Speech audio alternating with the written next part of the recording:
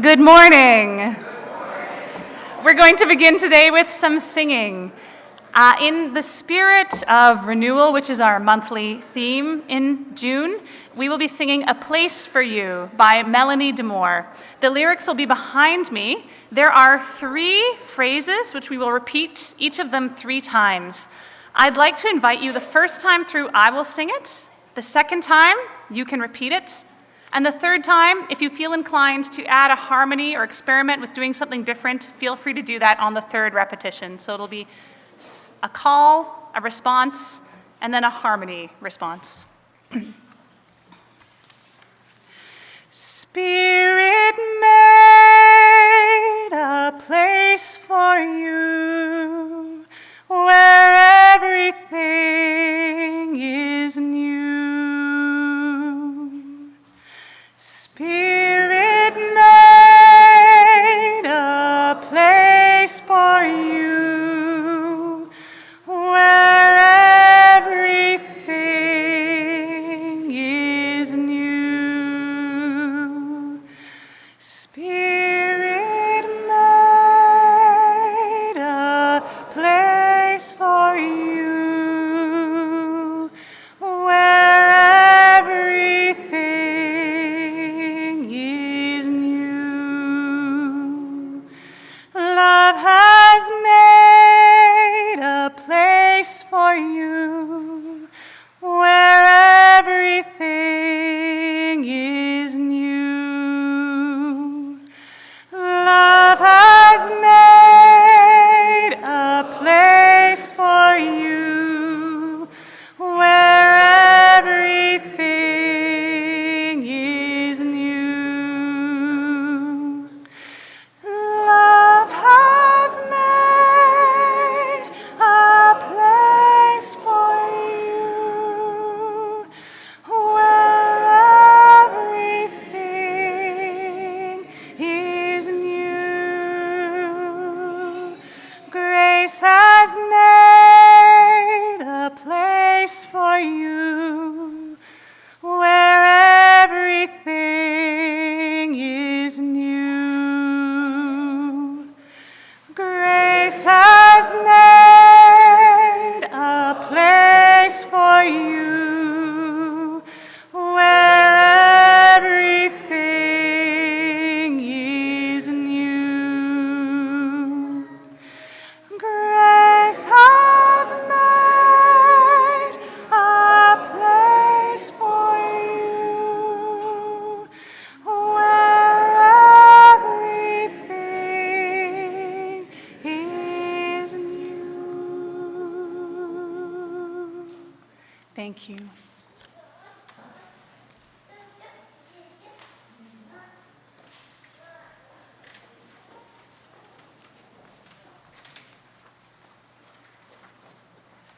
Good morning, bonjour. My name is Maury Prevost and my pronouns are he, him. I was elected to the board of directors at the end of April and I also serve as your vice president. My land acknowledgement today is adapted from the 2025 impact report of the Canadian Association of Gift Planners, the professional organization of which I am a member. Our campus is located on the unceded, unsurrendered territory of the Anishinaabe Algonquin Nation, whose presence here reaches back to time immemorial. We recognize the Algonquins as the customary keepers and defenders of the Ottawa River watershed and its tributaries. We acknowledge that our ability to live and work on these lands today is a direct result of policies of expulsion and assimilation of Indigenous peoples during the time of settlement and confederation, and since. The harms of these policies are many and are still being felt in Indigenous communities today. We express gratitude towards the Indigenous peoples who have and will continue to steward these lands. We commit to amplifying the voices of Indigenous peoples and working against the forces of white supremacy and colonialism present in our communities. Here are today's announcements. Lots of people have signed up for the Groove Dance Workshop on Tuesday, June 18th, but you have one more day to join them. Paper slips with details are at the welcome table at the back of Worship Hall. Requests for 2027, yes, we're already planning for next year, are due July 5th. Request forms have been sent by email, but are also available in the volunteer or copier room over there outside Michelle's office. I'll be available after the service near the information table in Fellowship Hall to talk about board activities or answer any questions you have, and I'll be wearing a yellow vest to help you find me. Thank you.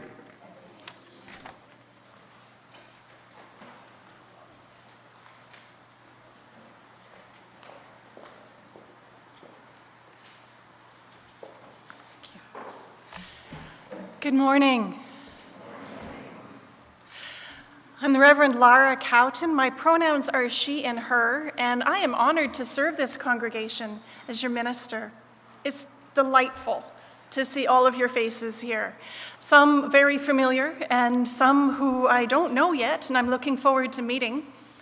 And I recognize also those of you online. And I see you. I do. I know you're with us.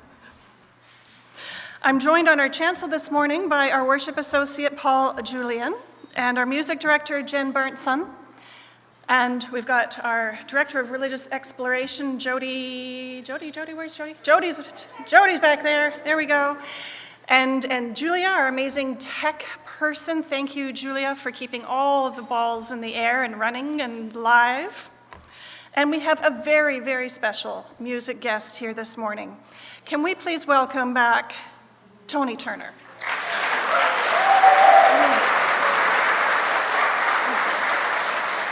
It's okay.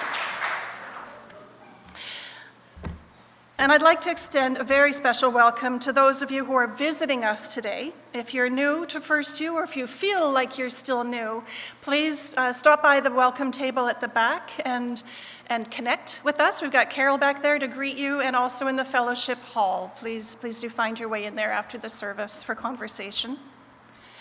Our theme throughout June is renewal, and it is also Pride Month.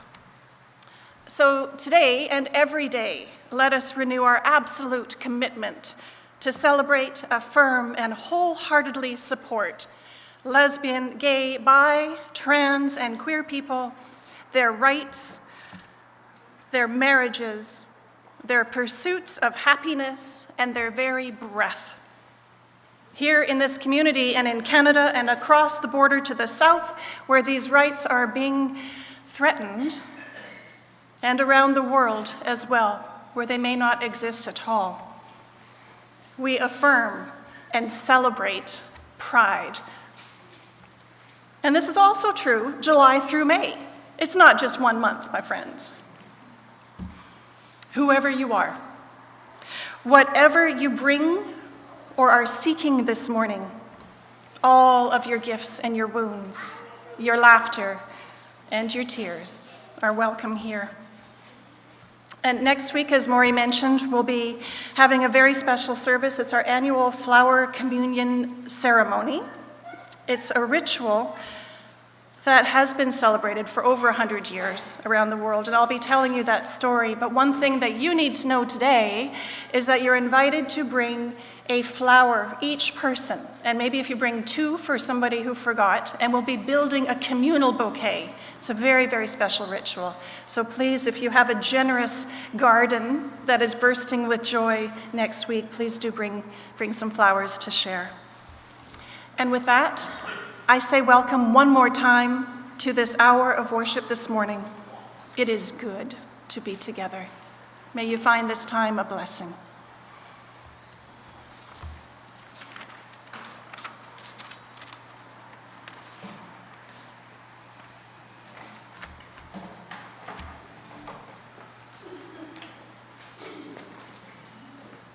Good morning, everyone. Is this on?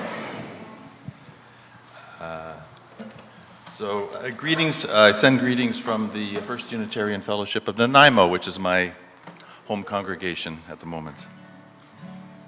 Well, we're going to start this service, and you can rise as you are willing and able. to sing this, get us in the arousing mood here with singing this song that everyone here should know. It's called Put a Little Love in Your Heart.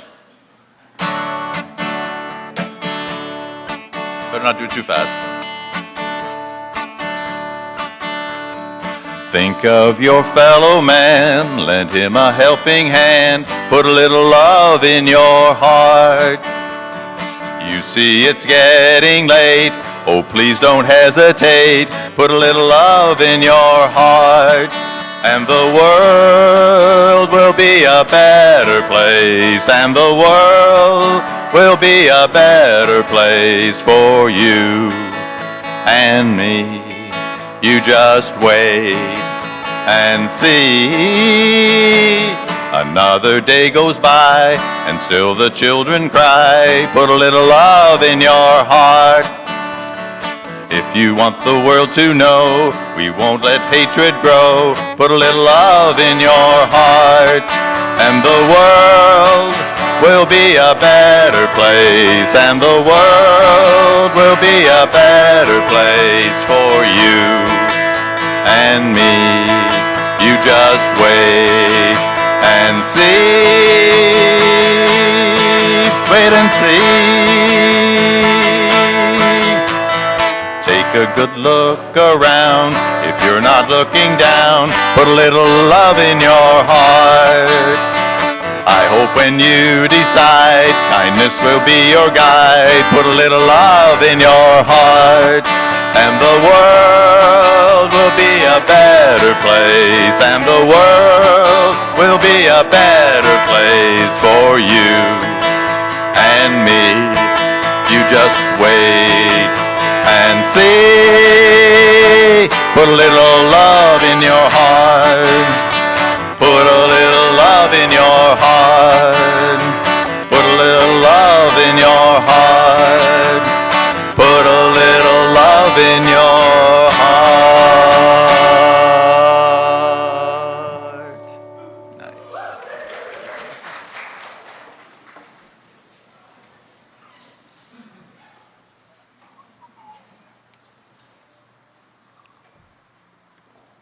Bonjour tout le monde. Hello, hello.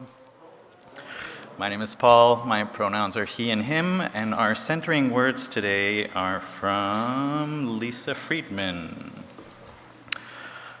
Spirit of life and love, we live in a fragmented world that tempts us to despair. You can say the green ones, sorry.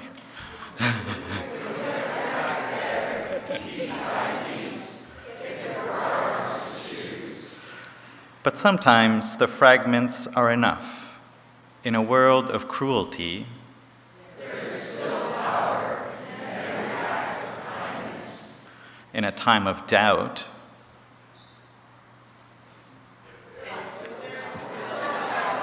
in every act of hope. In a moment of division,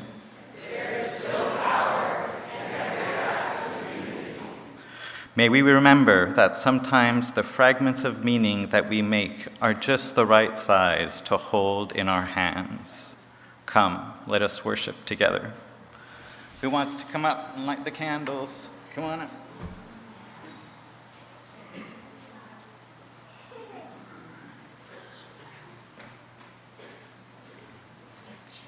Yeah, sure. Somebody can light this part, and somebody else can light the other one. Okay, you take this.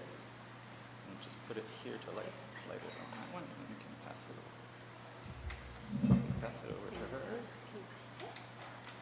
Wonderful. Together. Yeah, blow it here. That's always a trick. There you go. Blow it up. Yes. Beautiful. We light our chalice as a symbol of our faith, the light of truth, and the warmth of love. Chalice, chalice, burning bright, thou remind us with your light of all we fight to live each day with all the truth of the way. everyone. I am Jody McIntosh, the Director of Religious Exploration, and I use she, her pronouns. And I'm very happy to be telling you a story this morning. So our story today is called The Perfect Heart. So you're imagining a small town in a big valley, and there is people gathered in the town square. And a young person has stood there in the middle of the town square proclaiming, "My heart is the most beautiful in the whole valley." People gathered and looked. His heart really was. It was smooth and it was shiny, and it did look quite perfect. But just then, from the crowd, an older voice shouted, "I think my heart is more beautiful than yours." Now, the young person was like, "What are you talking about? My heart's perfect. How could anything be more beautiful than my heart?" And the old man showed his heart. It was patched. It was colorful. It was a little jagged. It definitely wasn't smooth, and it definitely wasn't shiny. And the young person said, "How can you think that your heart is as beautiful as mine? Look at them together. Like, mine is so much more perfect. It's so beautiful. Explain." So the old man did. He said in a kind and gentle voice, "Every patch on my heart is from someone I have loved. I've shared my kindness, my time, and my care with others. And sometimes they share their love back, and it becomes a patch on my heart. Not all the pieces match perfectly, but each of these pieces tells a story of some shared kindness or shared love in my life." The crowd grew quiet. The young person looked at their perfect heart and then at the older person's colorful, story-filled one. Slowly, the young person said, "I think I'd like my heart to have some stories too." So they offered a piece of kindness to the old person, and the old person shared some kindness back. And when the young person looked again, their heart too looked like a little bit closer to the old man's heart.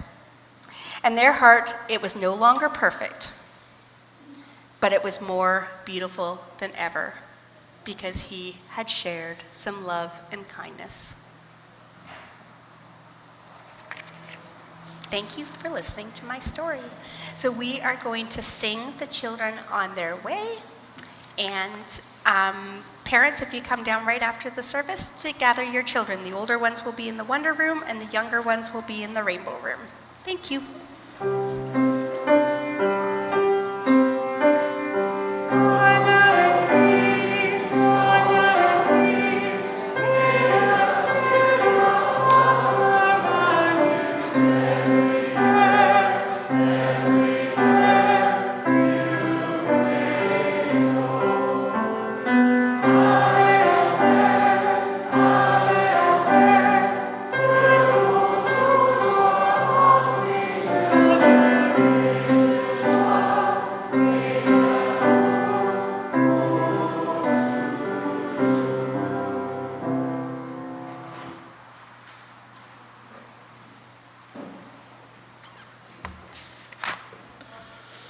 Will our ushers please come forward? Thank you.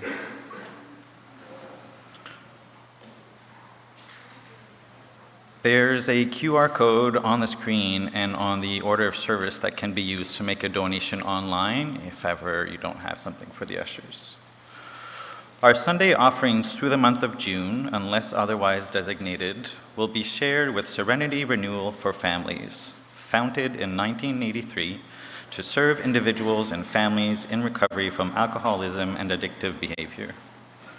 Serenity Renewal for Families provides hope and support in a safe environment for individuals and families affected by directly or indirectly by addiction, according to their guiding philosophy, no one is turned away for financial reasons. Today, more than ever, our support as a community partner is needed to ensure Serenity Renewal will thrive in their crucial mission and commitment to the health and well-being of Ottawa. Interdependence and generosity are core values of our tradition. We know that we are bound up with each other and our partners in the world, and that generosity is an expression of our faith. May the work of our hands and the generosity of our hearts be given in gratitude this day.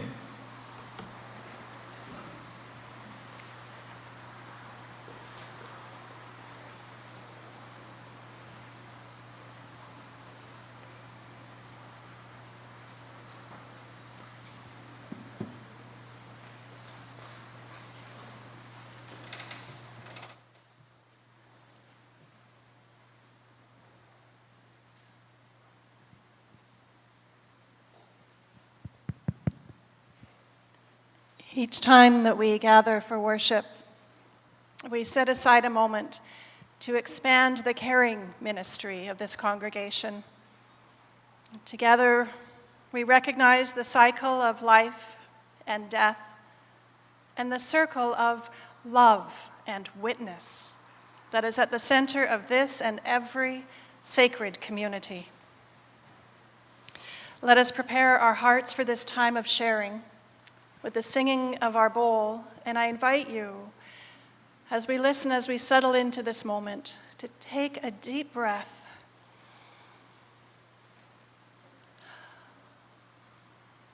and find yourself settled, nestled, held.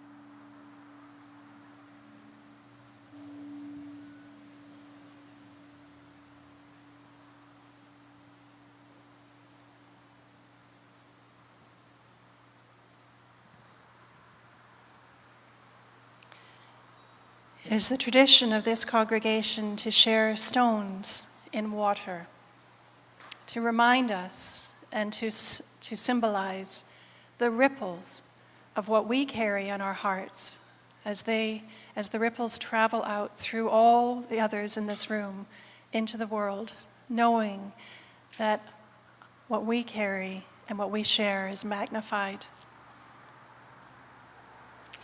From our larger world community today, we share a stone of celebration for this full-on beginning of summer and the many celebrations that it brings of Pride, of Indigenous Heritage Month, of graduations, of weddings perhaps, of travels, all those celebrations that are happening out in the world. We share a stone. And just one little stone, a shout out for the comeback kings of New York. The New York Knicks. You knew I had to. What a joy to see that city celebrating. and a stone, maybe a few, of concern for those around the world in the conflict zones that continue to live in fear, the bombs that are dropping, the uncertainty for their lives and their loved ones and their homes, those who are displaced and living not in the lives that they would choose.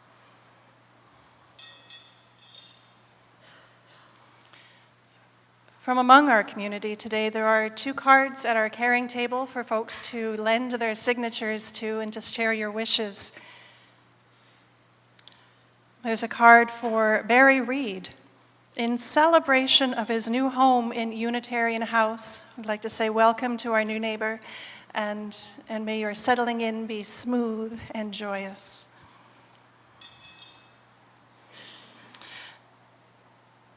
And there's another stone of support and care for Sharmila Kaur's dad, Prakash, who has now moved, as he's recovering, from ICU to a, sorry, I printed this really small today. He's in a rehabilitation center, but this stone is really of gratitude from him. He wanted to share a message with this congregation of appreciation for the card that you sent when he experienced his health crisis last month. It was really appreciated. And there's a stone of gratitude and a card as well for the members of Unity Church Unitarian in St. Paul, Minnesota, who sent this magnificent crystal singing bowl as a gift to this congregation last year. That's the congregation that I was serving before I came, and they figured that this should come with me. So they sent it as a gift to you. And at this time, I invite you, as you feel moved, to come forward and share the stones of celebration or concern and of joys and sorrows that are on your hearts this morning.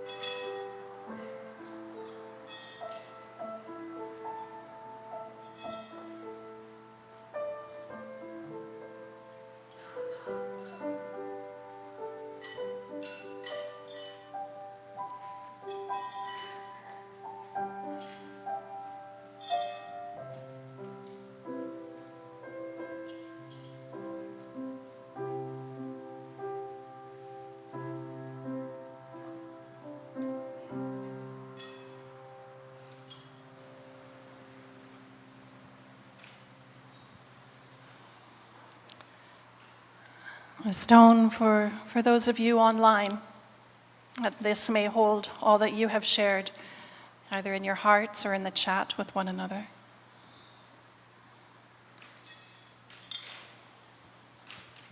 And one more final stone for all of those joys and sorrows and celebrations and concerns that remain in the sanctuary of your hearts, perhaps not yet ready to be expressed, perhaps there are no words, but let us also.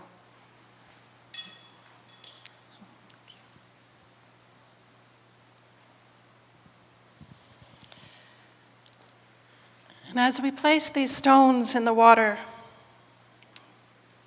and the ripples that go forth, may we remember that every joy and every sorrow leaves a mark upon us, a patch, if you will, upon our hearts.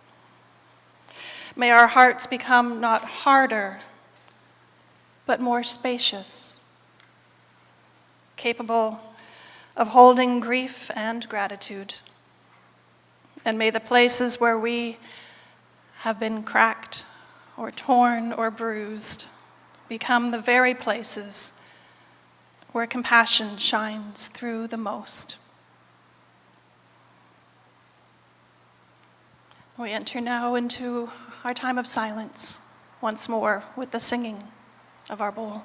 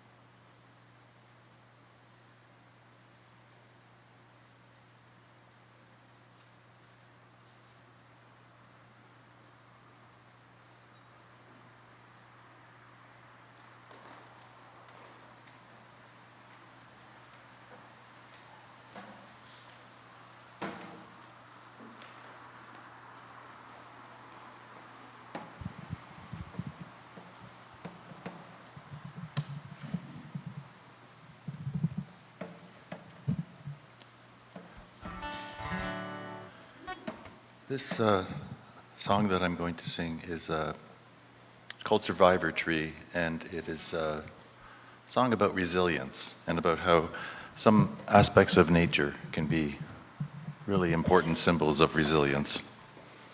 It's not really a sing-along song, but you can, I think the words might be projected anyways, and then you're welcome to just contemplate on the words or just not look at them at all and listen, or both.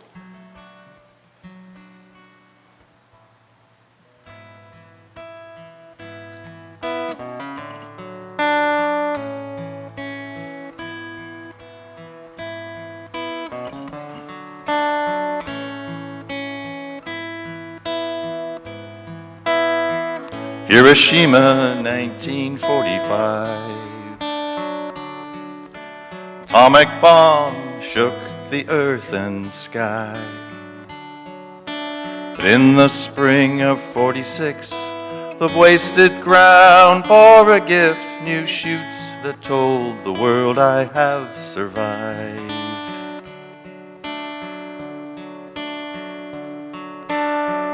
Oklahoma, 1995. Bomb attack took scores of workers' lives. One lone elm, badly maimed, refused to fall and rose again, announcing to the world, I have survived.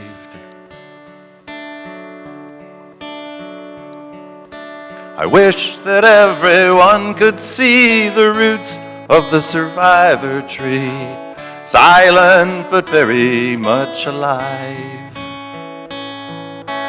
building strength from below till the day new blossoms show, announcing to the world I have survived. Yes, I have survived.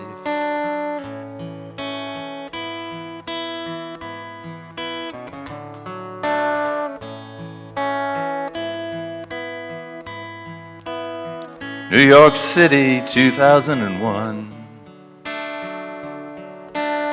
Plane attacks left the whole world stunned. Amid the carnage on the ground, a lone and broken tree was found, announcing to the world, I am not done.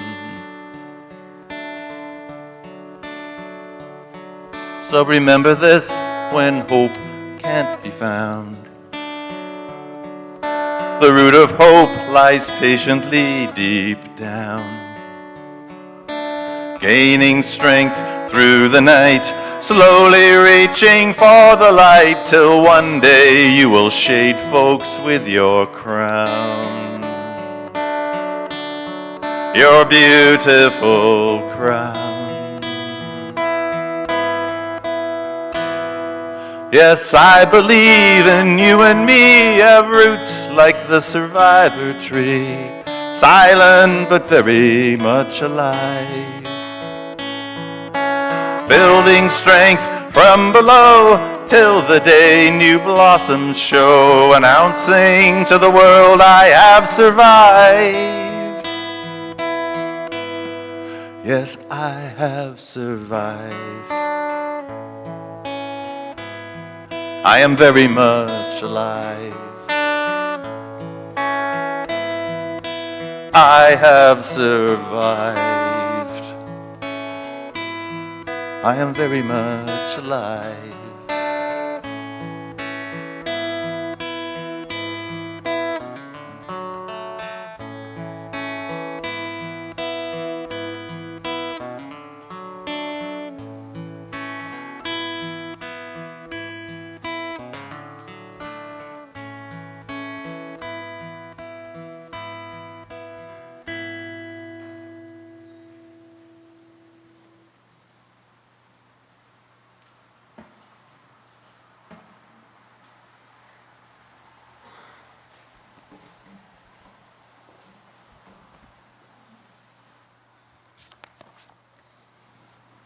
Thank you, Tony.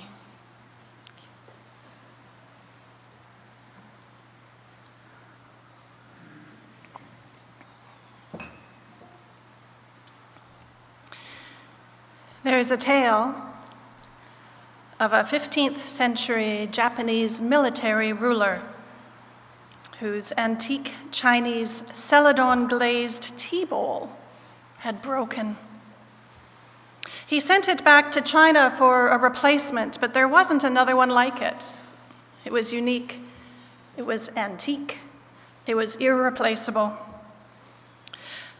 So the Chinese, they sent back the original bowl, repaired with metal staples, as was the fashion at the time. The repaired object was disappointing. Functional, but not pretty.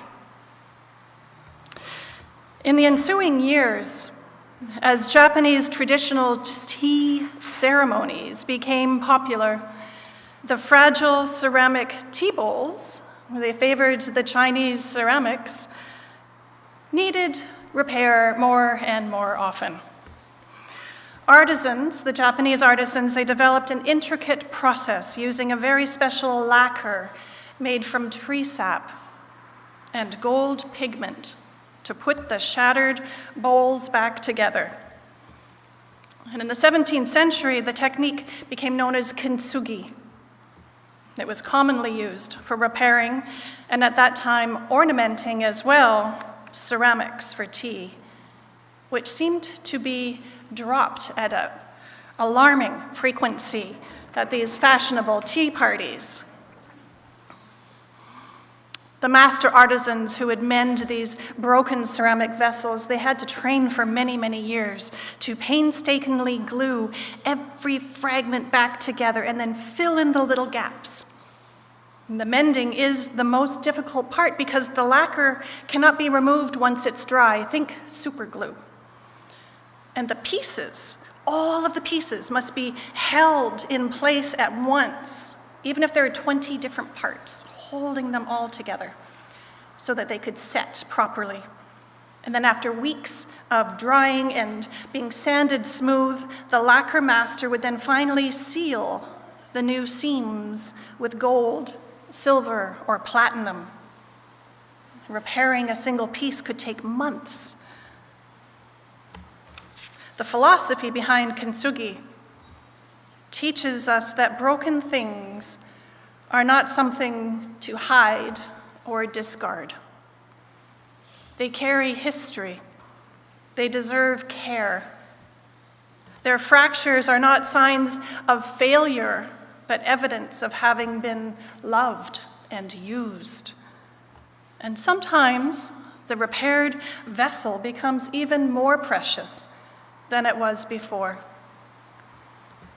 Being broken is not the end of the story. It's another beginning. So this leads us to ask, to wonder, to be open to the idea that this can also be true of nations, of communities, and of individuals. And our eighth principle, they're listed here, but these are the abbreviated versions. The eighth principle at the very bottom, the Canadian Unitarian Universalists have named our commitment to explicitly affirm and promote individual and communal action that accountably dismantles racism and other oppressions in ourselves and in our institutions. This is very important work. And I love that wording because it presumes that we are works in progress, not that it's done. It doesn't ask us to pretend that we have no cracks in our anti-racism, anti-oppression work. We know clearly that we have been complicit and we continue to be in oppressive systems. The eighth principle asks us to acknowledge this honestly and to be accountable and to commit ourselves to the patient work of mending these cracks, of doing better and creating something more beautiful. So in many ways, the eighth principle is a covenant, a promise of kintsugi. It is a promise that when we discover broken pieces in our society, in our congregation, in ourselves, that we will not turn away, we will not discard it. We will pick up the pieces and we will begin the work of repair. Perfection isn't the goal. Transformation is. And that can be beautiful. Canada often tells a story of itself as being a welcoming nation, a peaceful nation, a multicultural nation. And there is truth in that story, but we know that there's another truth as well. This land carries deep scars from colonialism and the attempted erasure of Indigenous culture and languages and peoples through residential schools and policies. The Chinese immigrants who helped to build the railway were met with head taxes and exclusion. And Jewish refugees who were fleeing Nazi persecution were turned away, not granted entry or asylum. And Japanese Canadians were interned and dispossessed. And Black Canadians have endured generations of discrimination. And women fought long battles to be recognized fully as people, legally. And people with disabilities continue to encounter barriers to full participation in LGBTQIA and plus communities, have experienced criminalization and exclusion. Religious minorities also have been disenfranchised in Canada. Newcomers and racialized communities have all known what it means to be treated as less than fully belonging in this beautiful, welcoming mosaic of a country in which we live. Today, we still have unclean drinking water on many reservations and remote towns, and children are going to school hungry. And disparity in retirement income and so many other inequalities, these are cracks in the vessel of our nation. The incomplete steps towards the Truth and Reconciliation calls to action. And there's a big crack or loophole now through which Canadian support supplies arms for conflicts in the Middle East. So many places that could use some of our attention. But these stories, we must awaken to them, recognize them to be real. These stories do not disparage Canada nor negate its dream, its vision, its promise. They reveal its cracks, its imperfections. The question is never whether the cracks exist. We know they do. The question is whether we choose to do something about it once we see them. Do we pretend they aren't there? Do we hide them beneath a fresh coat of paint? Do we patch them with the equivalent of ugly metal staples and hope that's good enough, or that nobody will notice? Or do we undertake the slower, more demanding work of repair?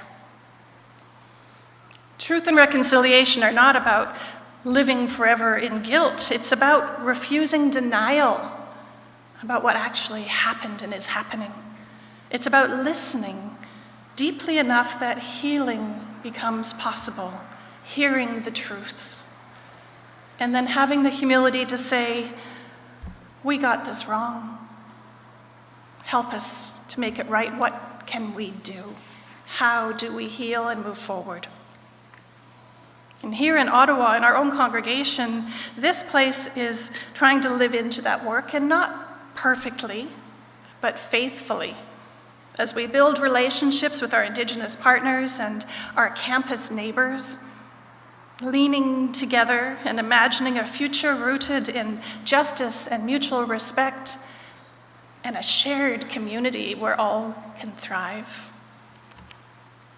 But like kintsugi, reconciliation is painstaking work.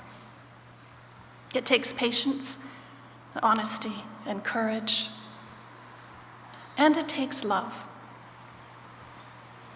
The story of the perfect heart that Jody shared reminds us that the most beautiful hearts are rarely the ones that remain untouched. They're the ones who have loved deeply enough to have been broken at times, and courageous enough to heal, and generous enough to love again. Now, grief works this way too. Every significant loss breaks our hearts a little more and adds another patch. Yet if we remain open to love, something remarkable happens. Our hearts don't simply mend, they grow. They become more spacious.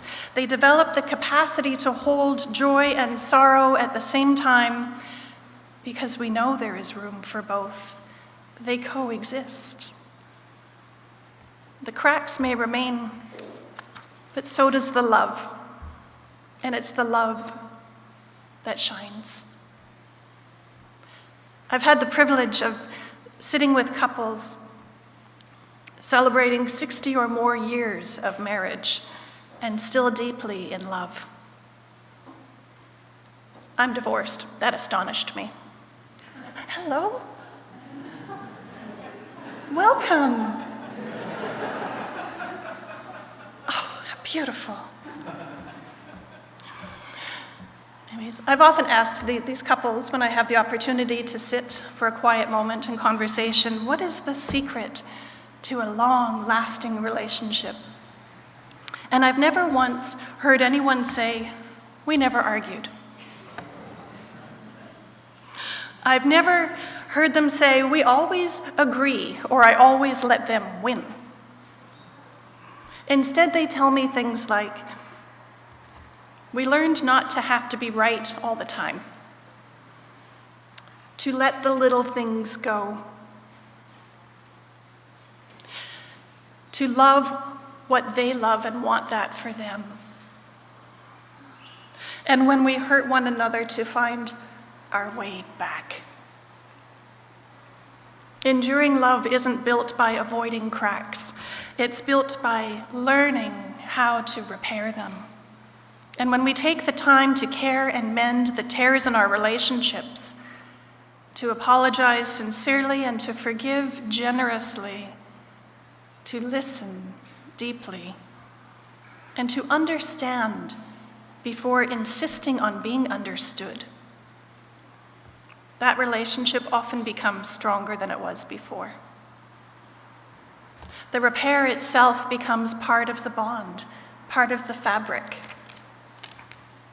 And the same is true here in this community at FirstU. This is why we have a covenant of right relations. Is anyone familiar with that? Has anybody read the fine print on that long green poster over there? Yeah.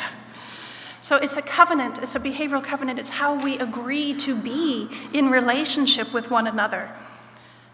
Not because we expect perfection, but because we expect humanity. And oh my goodness, so human here. A covenant is a promise about how we will be together and about how we will repair things when we sometimes fall short. It's our shared commitment to listen respectfully, to speak honestly, to assume good intentions while also taking responsibility for our impact, to seek understanding, and when necessary, to apologize and begin again. We are, as Unitarian Universalists, a promise-making, promise-breaking, and promise-renewing people. This is what covenant means, my friends. It's not failure. That is faithful community, the way that we rebuild together with purpose. Living in covenant doesn't mean that we will never disappoint one another. It means that when we do, we choose repair over resentment. Perfection, again, is not the goal. Transformation is.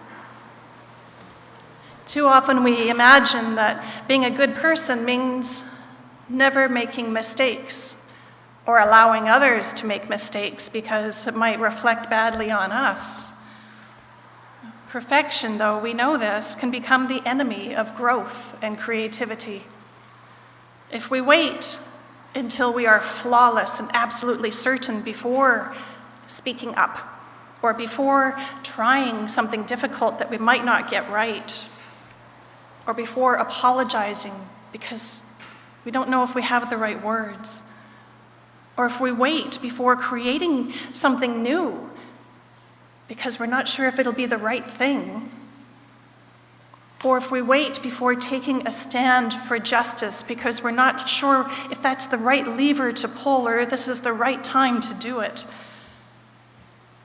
we will wait forever. It's better to fail forward to learn, and then to repair if it's needed. Leonard Cohen, of course, famously wrote, "There is a crack in everything. That's how the light gets in." I'd like to add to that, if there's not a crack, maybe we should make one. And full disclosure here, I couldn't print our sermon or our service this morning. I was freaking out. And there's always some kind of an error in the order of service if you look closely enough. We had to rearrange some things last week, and it's okay. Need to learn to let these things go. Now, it's really good I have a script, but these things happen, and we learn, and we grow, and we repair. Our job in community as human beings is to love things back into wholeness, letting the light from those cracks illuminate the gold of apology and accountability, of forgiveness and courage, of compassion, and choosing relationship over being right.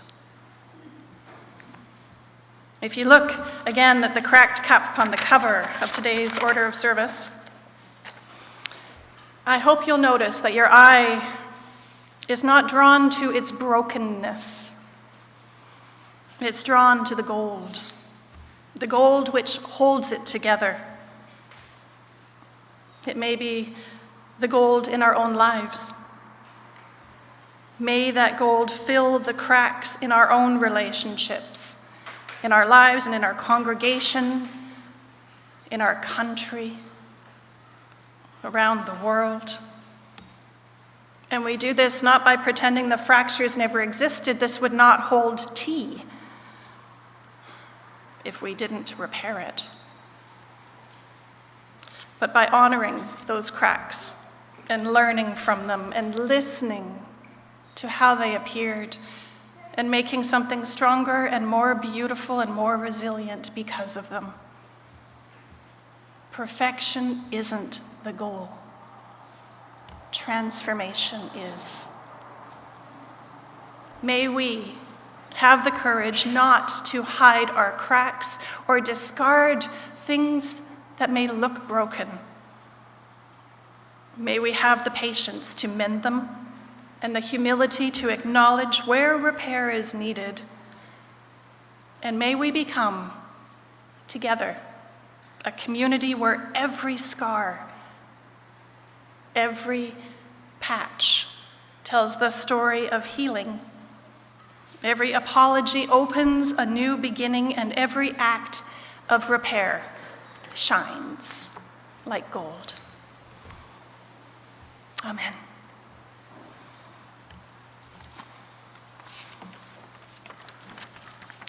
Tony will lead us in our next song. Thank you.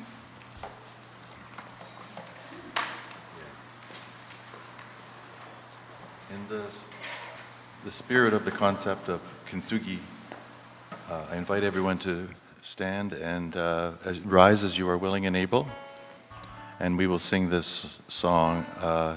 It's called Beautiful Mess. And as the lyrics, I think let's hold the lyrics to the first verse long enough so we'll sing it twice so you can get the melody, because you don't know this song.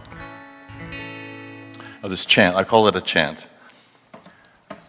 And it goes like this. And the only thing that changes between verses are the pronouns.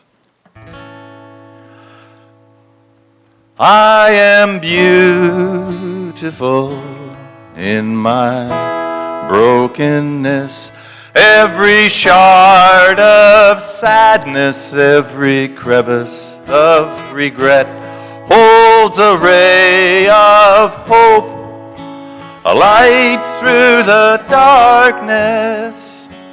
I am holy, I am whole in my beautiful mess. Let's sing that again.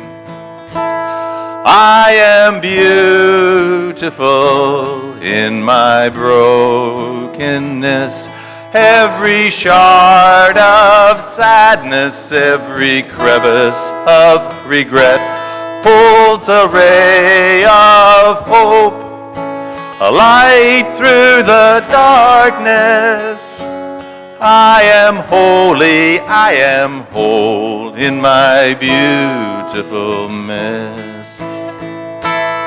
You are beautiful in your brokenness. Every shard of sadness, every crevice of regret holds a ray of hope, a light through the darkness. You are whole in your beautiful mess. We are beautiful in our brokenness. Every shard of sadness, every crevice of regret holds a ray of hope, a light through the darkness. We are whole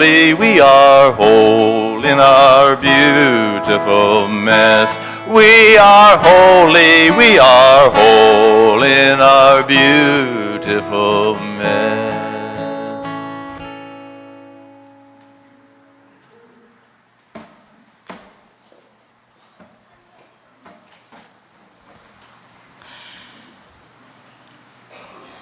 As you leave this place this morning, may you carry the light with you. May it find its way into the cracks of your own heart, warming and tending to what has been wounded and illuminating what has been hidden. May you be patient with yourself and with others, trusting that healing takes time and that love is the strongest where things have been mended. And may you become like the Kintsugi cup, your stories written not only in the places where you have been broken, but in the gold of compassion, forgiveness, courage, and joy that holds you together. Amen. We extinguish our flame for this Sunday, but not the light of love and the warmth of community or the fire of commitment. These we carry in our hearts until we're together again. Please join once more in singing Spirit of Life. Oh, Circle of Song. Modeling imperfection all day long.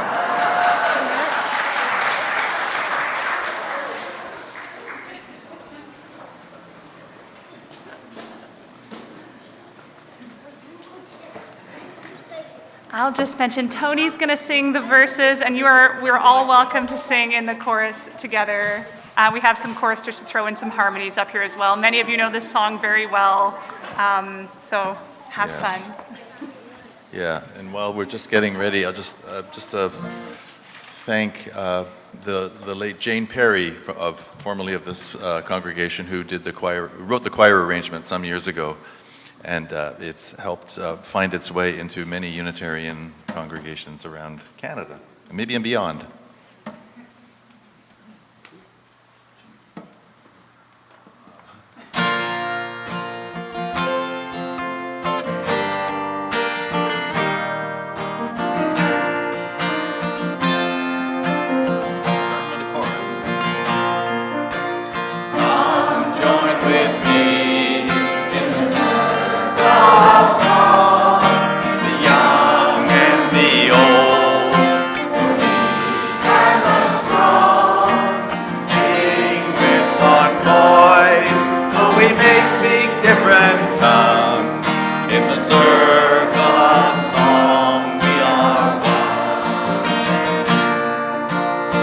Some sing of the past, of battles lost and won.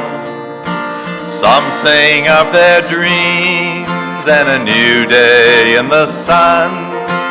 Some sing out for love, and some sing just for fun. In the circle of song we are one. Come join with me in the circle of song. The young and the old, the weak and the strong, singing with one voice, though we may speak different tongues. In the circle of song we are one. Some sing of this land or the country of their birth. Some sing of this land and the beauty of the earth. Some sing of this land for all that it is worth. In the circle of song we are one. Viens avec moi dans ce cercle d'amis, où jeune et moi jeune, grand et petit, chantons notre voix à travers la différence, dans ce cercle d'amis tous unis. Each of us must leave this place and go back to our home. Each of us must walk a path that must be walked alone. And each of us will bear the fruit of the seeds that we have sown. In the circle of song we are one. Come join with me in the circle of song, the young and the old, the weak and the strong, singing with one voice, though we may speak different tongues. In the circle of song we are one. Come join with me in the circle of song, the young and the old, the weak and the strong, singing with one voice, though we may speak different tongues. In the circle of song we are one. In the circle of song we are one.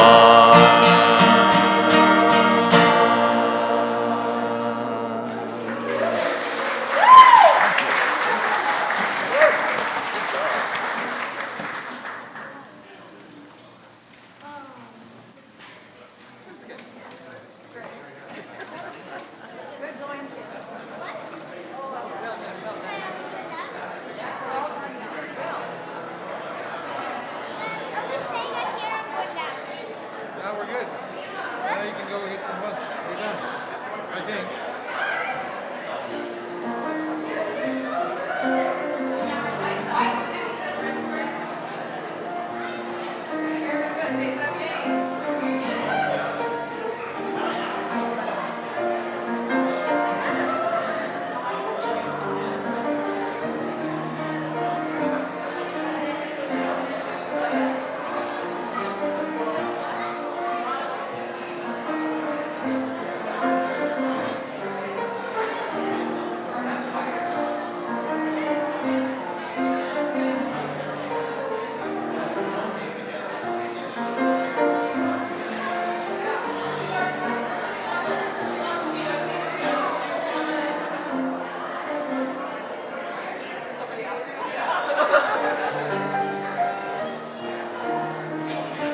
Beautiful message by Tony Turner.